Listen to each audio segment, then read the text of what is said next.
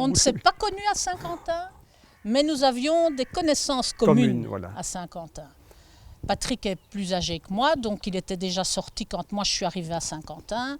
Et lors d'une fête à Séroumoustid, dont je suis originaire, Patrick était là et on lui a dit que la fille qui était à Saint-Quentin était à la soirée et il a voulu faire ma connaissance et voilà, et c'est comme ça qu'il s'est approché de moi, très intrigué, se disant à quoi ça ressemble une fille à Saint-Quentin. Pour lui, c'était pas pensable. Ça ne doit pas être très net. Voilà. Mais bon, au cours de la soirée, il m'a quand même invité à danser. Et voilà, le déclic s'est fait. Il s'est dit pourquoi pas. 4 enfants, dont les 4 sont passés par Saint-Quentin. Il y a juste l'aîné des filles, Hélène, qui n'a fait que 3 ans là. L'aîné a fait 9 ans à Saint-Quentin. Il a fait ses 6 années d'humanité, puis les 3 années de bachelier. Ici à la ferme, il s'occupe surtout de tout ce qui est vache laitière. Antoine a fait 6 ans à Saint-Quentin. Il a fait une année de bachelier.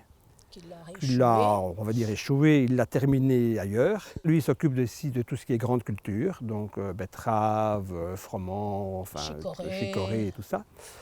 Et alors Hélène, qui a quitté Saint-Quentin, mais qui est revenue dans le milieu agricole, s'occupe, donc, comme on vient de le dire, de tout ce qui est maraîcher. La petite dernière a fait 6 ans à Saint-Quentin. Elle est partie une année à l'étranger pour apprendre l'anglais. Et puis elle a fait bio-ingénieur à Jean-Blou et elle travaille maintenant chez Brichard, ce qu'on appelle Wallagri maintenant. Et son compagnon est également agriculteur. Donc voilà, on est tous, les 4 enfants sont tous dans le milieu agricole. Mais c'est vrai que quand on parle de Saint-Quentin entre nous, on n'a pas de mauvais souvenirs.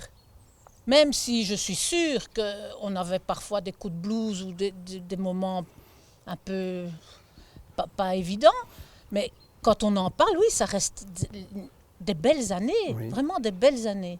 Et quand nos enfants sont rentrés là, on est toujours un peu maman poule, à 12 ans, laisser le petit aîné partir à l'internat. Et un jour, il était plâtré, mais le haut de l'humérus était cassé. Donc, il était plâtré avec son bras gauche collé à l'abdomen. Et maman poule que je suis, je me suis quand même inquiétée. Je dis, pauvre petit, là, à l'internat, comment il va faire? C'est pas possible.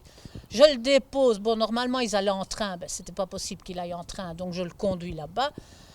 Lui, il ne pleurait pas, mais moi, j'avais quand même la larme à l'œil. Et quand, le vendredi, quand j'ai été le rechercher, je lui ai demandé comment c'était. Ah, c'était génial, tout le monde me sert à manger, ils se disputent pour préparer mon plateau au réfectoire. Et c'est vrai que quand je suis arrivée, il y en a un qui portait son manteau, l'autre portait son cartable. Et alors je dis, c'est le professeur qui a demandé. Ah ben non, ça vient tout seul. Et voilà, et c'est cet esprit-là que je n'ai jamais retrouvé dans d'autres écoles.